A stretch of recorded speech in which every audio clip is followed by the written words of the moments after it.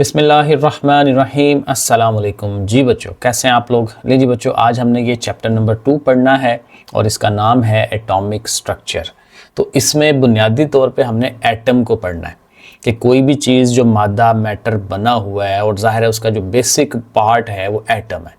तो एटम क्या होता है, उसकी डिस्कवरीज क्या हैं, वो सारा कुछ इसके अंदर आना है। शुरू में पहले पेज के ऊपर वही सारा कुछ लिखा हुआ है कि ये चीज़ें आपको आनी चाहिए।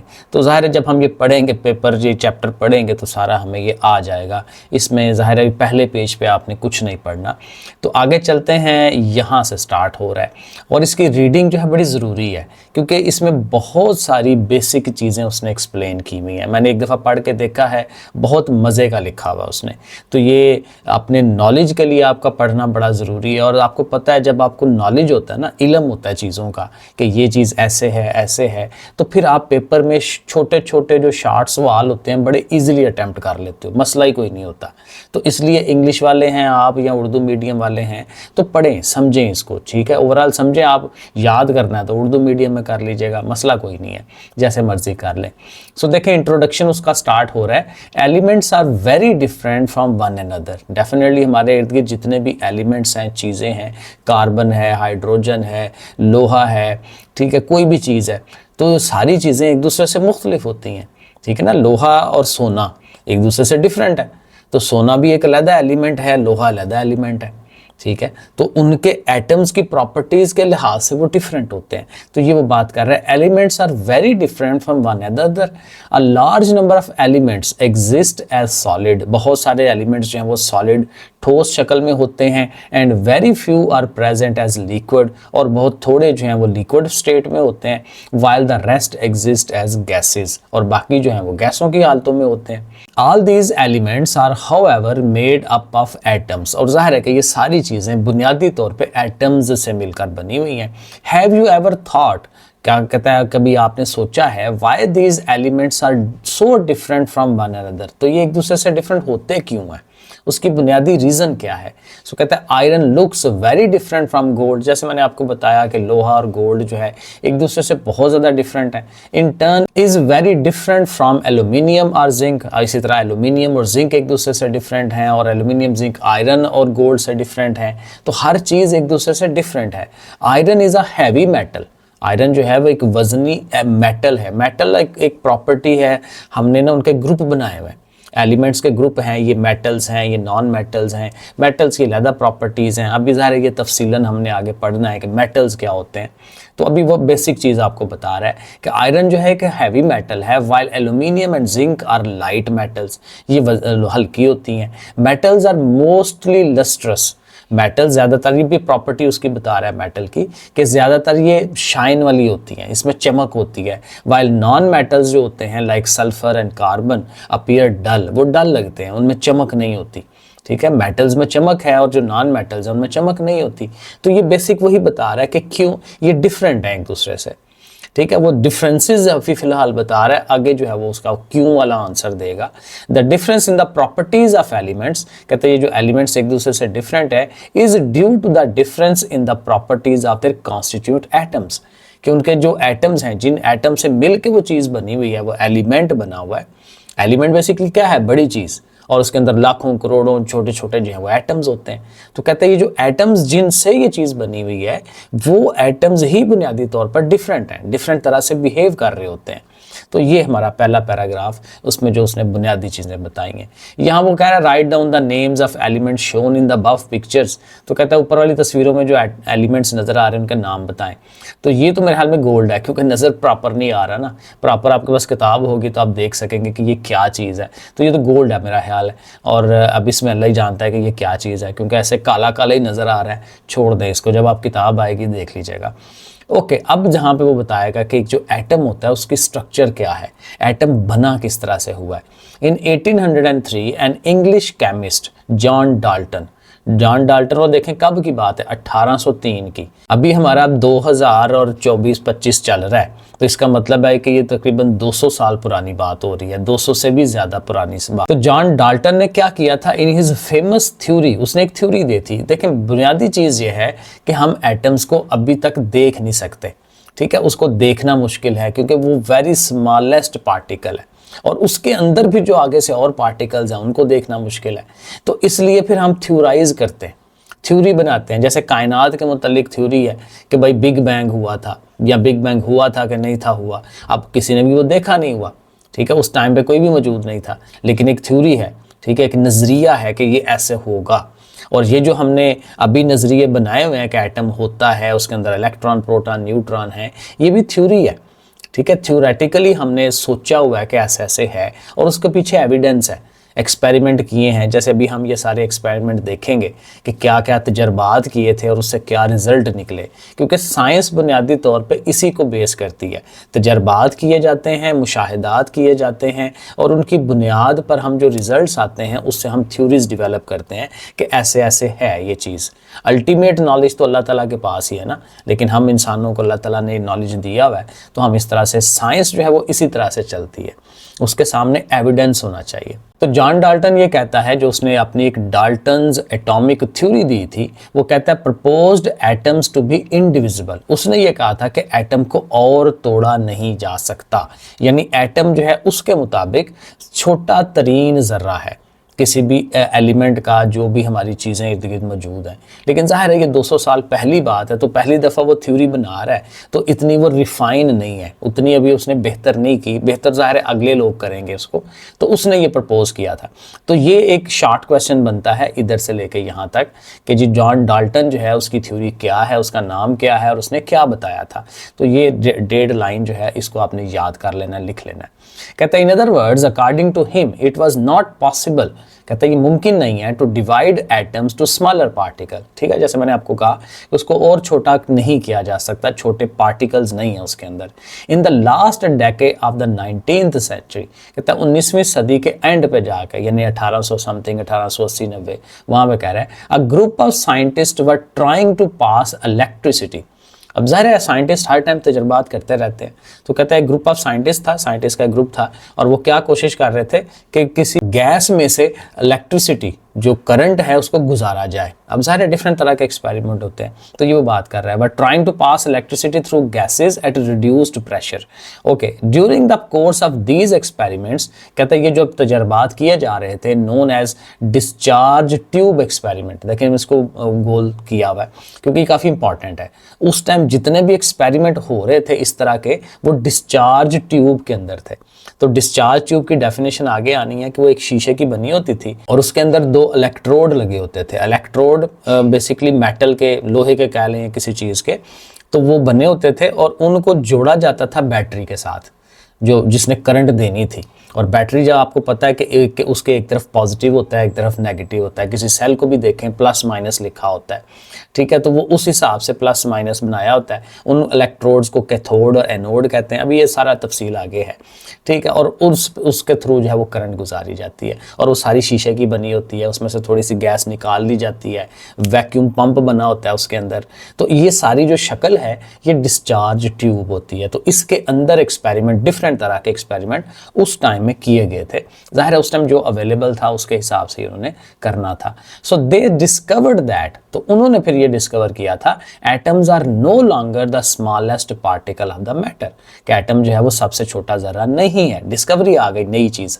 रादर क्या है कि देयर एग्जिस्ट पार्टिकल्स, वहां पे और पार्टिकल्स हैं that are even smaller than atoms, जो एटम से भी छोटे हैं। इन अदर वर्ड्स, दूसरे अल्फाज में, atoms are composed of negatively charge particles called electrons and positively charge particles called protons. तो वो फिर बाद में जो डिस्कवरी हुई थी वहां पे पता चला था कि इसके अंदर 2 तरह के और पार्टिकल्स हैं, और एक जो है वो नेगेटिव चार्ज है जिनको हमने इलेक्ट्रॉन का नाम दिया था, और एक के ऊपर पॉजिटिव चार्ज है जिनको हमने प्रोटॉन्स का नाम दिया था। ये सारे डिस्कवरीज अभी आगे हैं, प्रॉपर पूरा सवाल है, लॉन्ग सवाल भी आता है उसके अंदर। So it was also discovered that a proton is 1836 times heavier than that of electron. तो ये भी अंडरलाइन मैंने किया, ये इंफॉर्मेशन याद करनी है हमने कि इलेक्ट्रॉन जो है वो सबसे हल्का होता है और प्रोटॉन उससे हैवी होता है। तो प्रोटॉन कितना हैवी है, कितना उससे वजनी है, 1836 टाइम्स, ठीक है, 1836 गुना उससे ज़्यादा हैवी है इलेक्ट्रॉन से।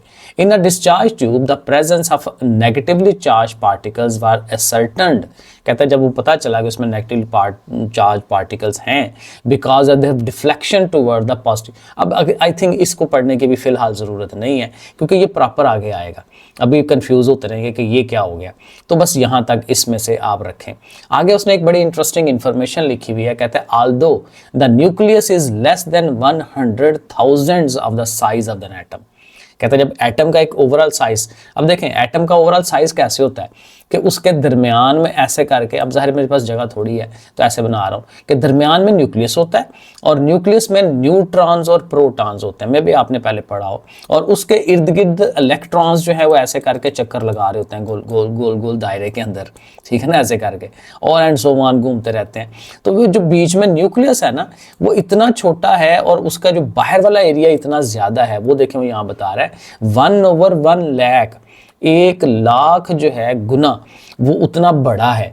न्यूक्लियस अगर एक है, उसके अंदर एक फॉर एग्जांपल कह लें एक उसका मीटर उसका है, तो वो 1,00,000 मीटर तक वो फैला होगा आगे से न्यूक्लियस का, और जो उसका जो पूरा एटम का साइज है, यानी जो बाहर वाला एरिया है जहाँ पे इलेक्ट्रॉन ने घूमना है वो 1,00,000 मीटर तक फॉर एग्जांपल फैला। मीटर तो नहीं होगा लेकिन एक एग्जांपल दे रहा हूँ कि न्यूक्लियस की जगह अगर 1 मीटर की है तो बाहर वाला कितना होगा उसका 1,00,000 मीटर तक का, इतना ज़्यादा वो फैला हुआ है। तो वो बहुत ज़्यादा उनका डिफरेंस है आपस में, ठीक है। तो न्यूक्लियस बहुत ही छोटा और लेकिन आगे से जो फैलाहट है वो ज़्यादा है उसकी, 1/1,00,000 जो है वो साइज़ ऑफ द एटम आपने बताना है। और लेकिन उसकी मज़े की बात सारी उसके अपोजिट ये है, वो जो न्यूक्लियस है छोटा सा, उसके अंदर जो न्यूट्रॉन प्रोटॉन असल मैस सारा उधर ही है पूरे एटम का, ठीक है। इलेक्ट्रॉन का तो मैस ही बहुत थोड़ा है, तो फिर कहते हैं 99.9% ऑफ द मैस जो है पूरे एटम का वो न्यूक्लियस के अंदर ही होता है, और साइज भी छोटा और वो मैस भी उसमें ज़्यादा।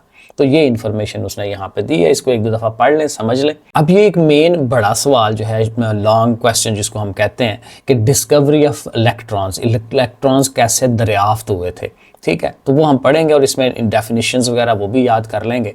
अ डिस्चार्ज ट्यूब, अब ये जो पहला मैंने ये जो ब्रैकेट में किया हुआ है ये डिस्चार्ज ट्यूब की डेफिनेशन है। अ discharge tube is a hard glass tube, ज़ाहिर हार्ड सख्त होगी, ग्लास की बनी होगी, शीशे की, प्रोवाइडेड विद 2 मेटालिक इलेक्ट्रोड्स, उसके अंदर 2 इलेक्ट्रोड्स लगे होंगे। अब यहाँ पे इतनी अच्छी नहीं बनी हुई, नीचे भी एक बनी होगी, वहाँ पे मैं आपको दिखा दूंगा। तो शीशे की बनी होगी, उसके 2 इलेक्ट्रोड्स लोहे के या किसी और मेटल के बने होंगे और वहाँ से उसको बैटरी से जोड़ा जाता है। तो provided with 2 metallic electrodes and a vacuum pump, vacuum pump भी बना होता है। वैक्यूम पंप बेसिकली वही है कि उससे उसकी गैस को बाहर को खींचते हैं। तो गैस बाहर खींचेंगे तो सारी तो नहीं निकलेगी, लेकिन काफ़ी ज़्यादा निकल आएगी, तो थोड़ी बहुत रह जाएगी, और वो डेफिनेटली वहाँ पे प्रेशर कम डेवलप हो जाता है। तो लो प्रेशर की वो बात फिर आगे से करता है, evacuate the gas present in it. तो यहाँ तक जो है ना ये डिस्चार्ज ट्यूब की जो डेफिनेशन है वो आपने याद कर लेनी है।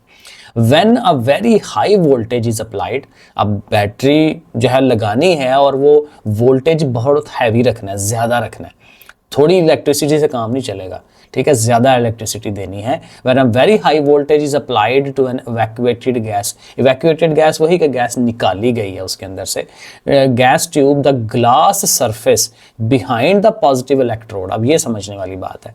अब ज़ाहिर 2 इलेक्ट्रोड है ना, एक पॉजिटिव वाला एक नेगेटिव वाला, क्योंकि एक को हमने बैटरी के पॉजिटिव से जोड़ा हुआ है, एक को नेगेटिव से जोड़ा हुआ है। तो जो पॉजिटिव वाला है उसकी बात कर रहा है, कहता है the glass surface behind the positive electrode started to glow, वो ग्लो करनी शुरू कर देगी, वहाँ रोशनी आनी शुरू हो जाएगी। और वो क्यों आएगी? ड्यू टू द रेज, उन रोशनी की शुआओं की वजह से, एमिटेड फ्रॉम द कैथोड, जो कैथोड से निकल रही हैं।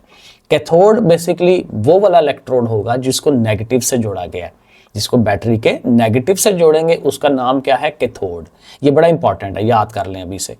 नेगेटिव से जोड़ना वो कैथोड, और जिसको पॉजिटिव से जोड़ेंगे वो एनोड होगा। तो ये आपने इसको याद कर लेना है। तो कैथोड में से कहता है कि रेज निकलेंगी, और वो रेज जाके जो पॉजिटिव इलेक्ट्रोड है यानी एनोड जो है उसके बैक को जो है वो ग्लो कर देंगी, क्योंकि उससे जाके वो टकरा रही होंगी। तो ये वो रेज की बात कर रहा है। तो कहता है in 1897 British physicist Joseph John Thomson studied the properties of cathode rays. अब ये जो कैथोड रेज निकलनी शुरू हो गई, क्योंकि जो कैथोड में से निकल रही हैं, तो इसलिए उनका नाम ही हमने कैथोड रेज रख दिया। It was observed that cathode rays bend toward the positively charged plate कहता है कि जो पॉजिटिव चार्ज वाली प्लेट है उसकी तरफ वो बेंड करती हैं, showing that they carry negative charge. अब ये एक बड़ी इंपॉर्टेंट बात है कि कायनात के अंदर हमेशा जो पॉजिटिव और नेगेटिव इनकी आपस में अट्रैक्शन होती है, और जो नेगेटिव नेगेटिव है या पॉजिटिव पॉजिटिव है उनकी आपस में रिपल्शन होती है, एक दूसरे को दूर भिजवाते हैं। और ये जो हम बात करते हैं ना हमेशा पॉजिटिव नेगेटिव चार्ज, ये क्या चीज़ है, ये मैंने भी स्टडी किया था। ये बेसिकली ना किसी भी चीज़ की प्रॉपर्टी है कि वो कैसे बिहेव करता है। अब बाज़ चीज़ें जो हमेशा पॉजिटिव की तरफ ही अट्रैक्ट करती हैं तो ऑटोमेटिक मतलब ये है कि इनके अंदर उल्टी चार्ज है, इनका पॉजिटिव से अपोजिट है। तो पॉजिटिव से अपोजिट फिर क्या होता है, नेगेटिव। तो अब फिर हमने उनका नाम ही रख दिया कि ये जो सारी चीज़ें हैं इनके ऊपर नेगेटिव चार्ज है। तो नेगेटिव चार्ज उन पे होगा जो पॉजिटिव की तरफ अट्रैक्ट होती हैं, और पॉजिटिव चार्ज उन पे होगा जो नेगेटिव की तरफ, या किसी मैग्नेटिक फील्ड के अंदर। सो ये जो पॉजिटिव और नेगेटिव है बेसिकली किसी भी चीज़ की प्रॉपर्टी है कि कोई ख़ास हालात के अंदर ये चीज़ कैसे बिहेव करती है। तो ये पॉजिटिव और नेगेटिव मैं इसलिए एक्सप्लेन कर रहा हूँ कि ये जो पॉजिटिव नेगेटिव है ये केमिस्ट्री के अंदर बहुत ज़्यादा आएगा जी। इस चीज़ के ऊपर पॉजिटिव चार्ज है, इस चीज़ के ऊपर नेगेटिव चार्ज है। तो ये बाज़ का माइंड में आता है कि भाई क्या है ये पॉजिटिव चार्ज और नेगेटिव चार्ज। तो ये बेसिकली उनका बिहेवियर होता है कि उन्होंने किस तरह का बिहेवियर करना है। जैसे ये इसके एग्जांपल वो समझ लें कि जैसे एक आम इंसान है ना हम लोग, तो बाज़ होते हैं बड़े शरीफ होते हैं मेरी तरह के। तो शरीफ लोग जो होते हैं ना उनका हमेशा बिहेवियर एक जैसा ही होता है, शराफत वाला, किसी को तंग ना करने वाला। और जिनके अंदर शरारतीपन बहुत ज़्यादा होता है, शरारती होते हैं, रज के शरारती, ठीक है, या बदमाशी टाइप उनका, तो वो जो मर्जी उनको इन्वायरमेंट दे दे उन्होंने बदमाशी वाला काम ही करना है। जो शरीफ है उन्होंने शराफत वाली काम करना है। तो हम कह देते हैं लो जी ये बंदा बड़ा पॉजिटिव है, ये बंदा बड़ा नेगेटिव है, तो हमने नाम रख दिया उनका। तो यही नाम हमने इनके ऊपर रखा हुआ है कि जी ये इनके ऊपर पॉजिटिव चार्ज है, नेगेटिव चार्ज है। वो अच्छे बुरे के मीनिंग में तो नहीं, लेकिन ये उनकी प्रॉपर्टी है कि वो ऐसा बिहेव करेंगे। तो ये वो पॉजिटिव और नेगेटिव की बात जो है मैंने कहा थोड़ा आपको एक्सप्लेन कर दूं। तो Thomson also installed 2 magnet on either side. फिर उसने मैग्नेट, क्योंकि उसने प्रॉपर्टीज एक्सप्लेन करनी शुरू की ना कि ये जो कैथोड रेज हैं इनकी प्रॉपर्टीज क्या हैं, कैसे कैसे बिहेव करती हैं। तो उसने फिर मैग्नेट भी लगा के चेक किया कि 2 magnets on either side of the discharge tube and notice that cathode rays were also diverted by the magnetic field. और उस मैग्नेटिक फील्ड के आने की वजह से भी ये डाइवर्ट होती हैं, क्योंकि मैग्नेट फील्ड पे भी आप देखें तो नॉर्थ साउथ होता है, वो भी एक किस्म का पॉजिटिव नेगेटिव है। तो पॉजिटिव किसकी तरफ जा रहा है, नेगेटिव किसकी तरफ जा रहा है, तो वो डिफ्लेक्शन होती है उसकी वजह से। Thomson use the finding of his experiment to calculate the mass to charge ratio. ये असल में एक रेशियो होती है जो केमिस्ट्री के अंदर बड़ी होती है, m/e, ये आगे आएगा बहुत ज़्यादा, ठीक है। मास टू चार्ज रेशियो जो है ये आता है इसके अंदर। तो कहता है वो भी उसने कैलकुलेट की, विच फाइनली प्रूव्ड दैट, और जिससे फिर फाइनली उसको प्रूव हो गया कि कैथोड रेज आर इनफैक्ट क्या है, नेगेटिवली चार्ज मटेरियल पार्टिकल हैं, कि इनके ऊपर नेगेटिव चार्ज है, कि ये नेगेटिव वाला ही बिहेवियर जो है वो करते हैं। तो फिर नेगेटिव चार्ज इनके ऊपर कर दिया गया। So these particles were later named, और बाद में फिर इनका नाम रखा गया क्या, इलेक्ट्रॉन्स, ठीक है। पहले तो नाम नहीं था ना, नाम तो बाद में आना है। तो पहले प्रॉपर्टीज उनकी समझी कि प्रॉपर्टीज इनकी नेगेटिव वाली हैं, तो फिर सारी नेगेटिव वाली हैं, और एंड पे एक नाम रख दिया इलेक्ट्रॉन्स। तो फिर पता चल गया कि नाम इलेक्ट्रॉन है और चार्ज इनके ऊपर नेगेटिव है। It was also shown that electrons are in the sub atomic particle of all elements. और बाद में एक्सपेरिमेंट करते रहे तो पता चला कि हर एक के अंदर ये मौजूद होते हैं। गैस आप जो मर्जी भर लें उसके अंदर, क्योंकि गैस डिफरेंट होगी ना, कभी वो हाइड्रोजन है, ऑक्सीजन है, कोई भी, तो डिफरेंट गैसें जो हैं हर एक के अंदर से ये रेस निकल रही हैं। तो फिर इसका मतलब ये हर एटम का हिस्सा हुआ, ठीक है, हर तरह के एलिमेंट्स का ये हिस्सा हुआ। तो इलेक्ट्रॉन हर एटम के अंदर मौजूद होंगे। ये सारी प्रॉपर्टीज इस तरह से यहाँ से निकलती हैं। उसके बाद ये डिस्कवरी ऑफ प्रोटॉन है। प्रोटॉन जाहिर है कि ये पॉजिटिव चार्ज वाला पार्टिकल है जो अभी हमें पता है, क्योंकि उस टाइम तो जाहिर है जब उन्होंने एक्सपेरिमेंट्स करने थे तो आइडिया होना था कि क्या चीज़ है। तो उसकी पूरी डिटेल वो बता रहा है। The presence of positively charged particle in an atom has been first discovered by E Goldstein in 1886। तो 1886 में ई गोल्डस्टाइन ने फर्स्ट पहले देखा था कि ये प्रोटॉन्स जो हैं किसी एटम के अंदर मौजूद होते हैं। तो ये फिर यहाँ से लेके यहाँ तक इसको ज़रूर याद कर लें कि पहली दफ़ा कब इसको डिस्कवर किया गया था, ठीक है, और किसने किया था। मतलब डिफरेंट तरह से सवाल पूछ सकता है ना, तो ये आप इसको, और कब किया था ये भी तो हम कह सकते हैं। तो ये एक के अंदर ही 2-3 इंफॉर्मेशन मौजूद है। It was based on the concept that, कहता है ये उस नज़रिए के ऊपर था, that atoms are electrically neutral. अब ये बड़ी अहम बात है। एटम जो है, जो समझा जाता है वो ये कि ये इलेक्ट्रिकल तौर पे न्यूट्रल है, चार्ज के हिसाब से ये न्यूट्रल है कि इसके ऊपर ओवरऑल एटम के ऊपर कोई चार्ज नहीं है, ना पॉजिटिव है ना नेगेटिव है। और ये डिफरेंट एक्सपेरिमेंट से पता चल रहा है, और जो उसकी प्रॉपर्टीज हैं उस लिहाज से कि इस पर चार्ज नहीं होना चाहिए एटम के ऊपर ओवरऑल। तो लेकिन चूंकि अभी तक डिस्कवर हो गया इलेक्ट्रॉन, और इलेक्ट्रॉन पे पता चल गया कि इनके ऊपर नेगेटिव चार्ज है, अब ये नेगेटिवली चार्ज पार्टिकल्स हैं, तो फिर डेफिनेटली उसको ऑफसेट करने के लिए, उसके असर को ज़ायल करने के लिए बीच में कोई पॉजिटिव चार्ज पार्टिकल भी तो होना चाहिए। अगर -10 है उसके अंदर इलेक्ट्रॉन के ऊपर, तो फिर उसका फिर +10 भी तो होना चाहिए, क्योंकि -10 +10 जब होगा तो 0 हो जाएगा, और 0 का मतलब कि ना प्लस है ना नेगेटिव है, यानी कि न्यूट्रल है। तो एटम को न्यूट्रल होने के लिए उसमें कोई प्लस वाली चीज़ होनी चाहिए। तो फिर कहता है उस बेस पे फिर उसको डिस्कवर किया गया था, ठीक है। So having same number of positive and negative charge, ठीक है ना, सेम होना चाहिए। ही performed a series of experiment. अब ज़ाहिर गोल्डस्टाइन है, उसने भी एक्सपेरिमेंट किए गैस डिस्चार्ज ट्यूब को लेके ही, और उसके अंदर जो एक्स्ट्रा उसने काम किया था परफोरेटेड कैथोड। ये जो कैथोड है, ये देखें इतना बड़ा जो नजर आ रहा है, ये कैथोड है, तो इसके अंदर उसने सुराख कर दिए थे। तो कैथोड के अंदर जो सुराख किए हैं, तो इसका नाम क्या रख दिया, परफोरेटेड। परफोरेटेड जिसमें सुराख होते हैं, तो उसको किया था, नया काम उसने किया। A new type of raise were produce. तो कहता है एक नई रेज निकली, नई शुआएं निकली फ्रॉम द एनोड, एनोड की तरफ से। ये एनोड है, और मैंने बताया था एनोड किसके साथ लिंक किया हुआ है, पॉजिटिव के साथ, ठीक है, बैटरी के पॉजिटिव टर्मिनल के साथ इसको लिंक करते हैं, तो इसका नाम एनोड है। तो कहता है यहां से एक नई एनोड में से नई पॉजिटिव साइड से नई रेज निकल रही हैं, वर produce from the anode which moved toward the cathode. अब वो कैथोड की तरफ जा रही हैं। क्यों जा रही हैं, क्योंकि वो नेगेटिवली चार्ज है, और वो नेगेटिवली चार्ज है, तो डेफिनेटली फिर ये जो चीज़ जा रही है ये पॉजिटिव वाली होगी, क्योंकि नेगेटिव की तरफ पॉजिटिव ने जाना होता है। तो जाहिर है इस तरह से इनकी प्रॉपर्टीज पता चलती जाती हैं। Which move toward the cathode, he called these new rays as canal rays और एनोड रेज। उसी टाइम तो नाम नहीं रख देते ना, नाम तो बाद में रखा जाता है। तो फिलहाल उसने नाम रख दिया कि ये कैनाल रेज कह लें इसको, या एनोड रेज कह लें, क्योंकि एनोड से निकल रही हैं, और चूंकि उधर परफोरेटेड में से गुजर रही हैं, तो कैनाल रेज भी कह सकते हैं। तो उस टाइम उसने ये नाम रख दिया।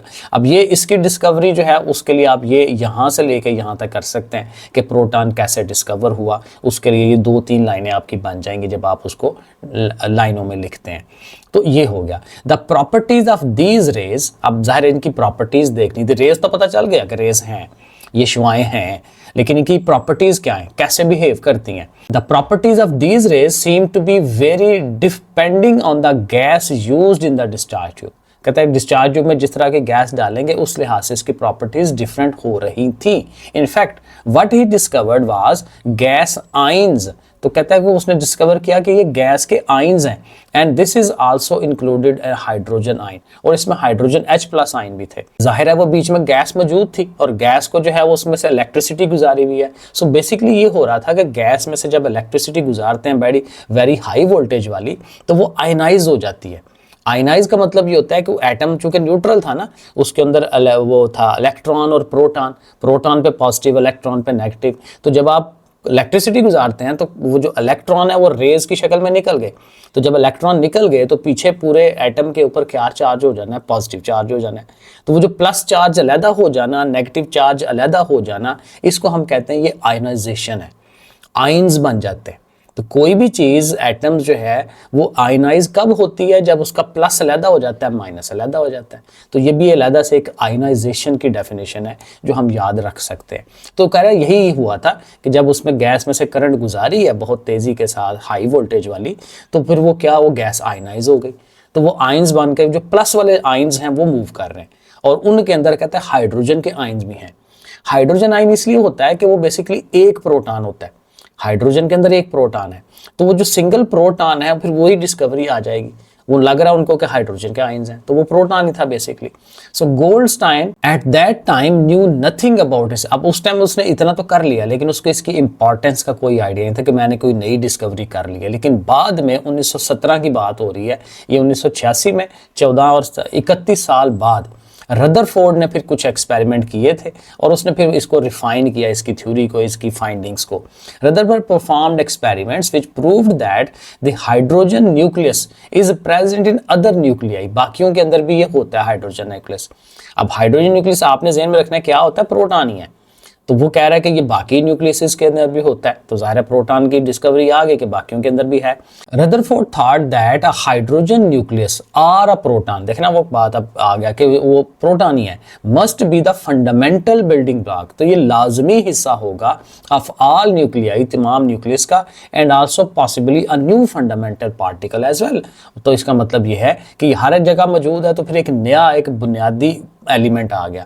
पहले क्या डिस्कवर हुआ है, इलेक्ट्रॉन, वो फंडामेंटल पार्टिकल है कि हर जगह मौजूद है, हर एटम के अंदर मौजूद है। तो अभी एक नया फंडामेंटल पार्टिकल बुनियादी आ गया, जिसको हमने बाद में फिर प्रोटॉन का नाम दे दिया होगा। अब ये आगे उसने ना कैथोड रेज को एक्सप्लेन कर रहा है और थोड़ा बेहतर अंदाज में। Origin of cathode and anode rays, कहते हैं cathode rays are so named, cathode rays का नाम कैथोड रेज क्यों पड़ा था, because they are emitted by the cathode, क्योंकि वो कैथोड में से निकली थी, इन द डिस्चार्ज ट्यूब, उसके अंदर a very high electric potential of thousands of volt, जो हम बात कर रहे हैं कि जो करंट आपने गुजारनी है, हजारों वोल्ट वाली करंट गुजारनी है, was applied in the discharge tube which ionised the residual gas.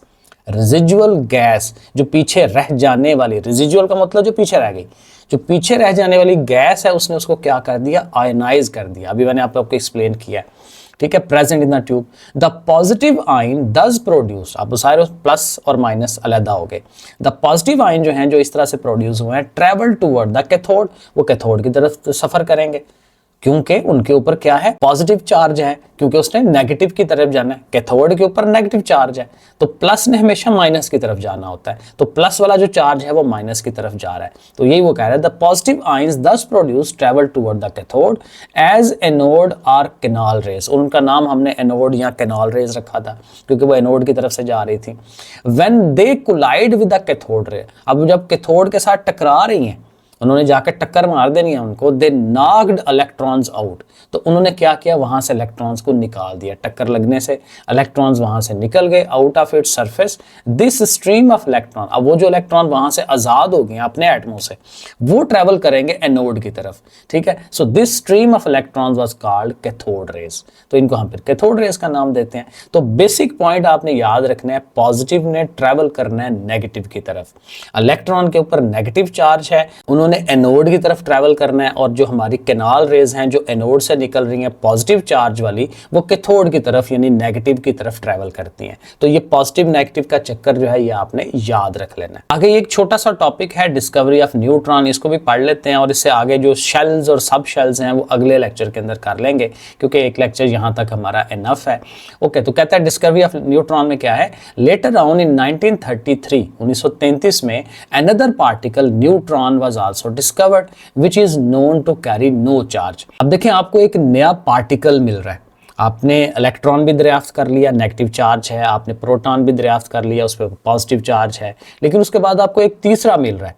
अब इस तीसरे की गुंजाइश कहाँ से आ गई, क्योंकि जितने इलेक्ट्रॉन्स थे उतने ही प्रोटॉन है, एक दूसरे को कैंसिल कर देते हैं, एटम जो है वो न्यूट्रल हो जाता है। तो अब जब न्यूट्रल हो गया, तो जो नया पार्टिकल आ गया, अब इस पे क्या चार्ज रखें, क्योंकि अगर आप पॉजिटिव करेंगे तो ओवरऑल एटम ने पॉजिटिव हो जाना है, नेगेटिव इसको रखेंगे तो ओवरऑल एटम ने नेगेटिव हो जाना है। तो फिर डेफिनेटली इस जो नया पार्टिकल है, इस पे चार्ज क्या होना चाहिए, जीरो, चार्ज ही नहीं होना चाहिए, इसको न्यूट्रल होना चाहिए। जैसे एटम न्यूट्रल है, तो ये जो नया पार्टिकल है ये भी न्यूट्रल होना चाहिए, तो इसलिए इसका नाम फिर न्यूट्रॉन हमने रख दिया था। सो कहता है the mass of a neutron is almost the same as that of the proton, जो प्रोटॉन का मास है उतना ही, ऑलमोस्ट उतना ही मास उसका रहता है। So these three particles, electron, proton and neutron, were given the name fundamental particles. तो ये भी आप याद रख लें कि ये जो फंडामेंटल पार्टिकल्स, कभी वो पूछ ले बुनियादी एलिमेंट्स चीजें कौन सी हैं, तो आपने बताना है ये तीनों, इलेक्ट्रॉन, प्रोटॉन एंड न्यूट्रॉन, क्योंकि ये हर एटम में मौजूद होते हैं। And are shown to be present in all atoms, ठीक है, ऑल एटम्स में होंगे, irrespective of the fact that, कहता है इस फैक्ट के अलावा कि these atoms behave very differently from another, एक दूसरे से बिहेवियर उनका डिफरेंट होता है। और जो बिहेवियर डिफरेंट है ना, वो और वजह से है, उनके जो प्रोटॉन्स और वो उनकी इलेक्ट्रॉन्स की जो तादाद है ना वो डिफरेंट हो जाती है, ठीक है ना। वो लोहे के अंदर और है इलेक्ट्रॉन्स डिफरेंट हैं, कार्बन के अंदर डिफरेंट है, हाइड्रोजन के अंदर डिफरेंट है, उस वजह से इनकी प्रॉपर्टीज डिफरेंट हो जाती हैं, लेकिन मौजूद इन्होंने होना है। It was however also shown, कहता है बाद में ये भी पता चला that the number of these particle, in particles की जो तादाद है इलेक्ट्रॉन प्रोटॉन न्यूट्रॉन की, is different in different atoms, मुख्तलिफ एटम्स के अंदर इनकी तादाद मुख्तलिफ है, इसी वजह से तो वो फ़र्क है उनके अंदर, ठीक है। तो बहरहाल ये इस तरह से, तो यहाँ तक जो है वो डिस्कवरी वगैरह है, क्योंकि इसके बाद फिर वो उसकी बाकी स्ट्रक्चर वगैरह के ऊपर आ जाएगा। तो फिर यहाँ से हम नेक्स्ट अगला जो लेक्चर नंबर 2 करेंगे इस चैप्टर का, वो हम यहाँ से स्टार्ट करेंगे, तो वो एक अलग एक नई चीज़ आ जाएगी इसके अंदर। तो आई थिंक यहाँ तक ठीक है, थोड़ा सा समझाने की मैंने कोशिश की, जितना मुझे आता है समझ आई, मैं ट्राई किया आपको समझाने की, क्योंकि मेरा कंसेप्ट यही है कि जितना आपको समझ होगी ना उतना बेहतर आप चीज़ों को अटेम्प्ट कर पाते हैं। सो दैट्स इट, ठीक है फिर बच्चों, ओके, अल्लाह हाफिज़।